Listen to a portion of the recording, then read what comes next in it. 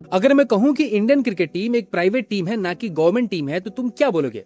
देखो, इसमें काफी हद तक सच्चाई है क्योंकि बीसीसीआई कोई सरकारी संस्थान नहीं है बल्कि एक प्राइवेट ऑटोनोमस बॉडी है जो खुद को तमिलनाडु सोसाइटी रजिस्ट्रेशन एक्ट 1975 के तहत एक चैरिटेबल संस्थान के तौर पे रजिस्टर बताती है।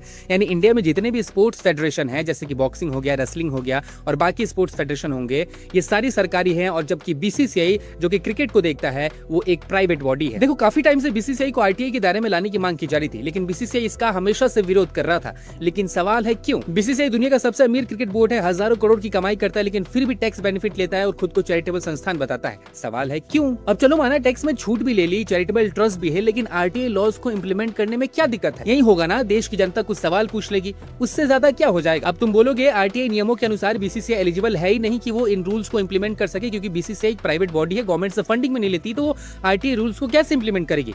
इसके बारे में भी समझाता हूं, इसे ध्यान से सुनना। 2018 में सीआईसी ने बीसीसीआई को आरटीआई के दायरे में लाने की बात कही थी लेकिन बीसीसीआई ने आरटीआई में आने के फैसले को मद्रास हाईकोर्ट में चुनौती दे दी।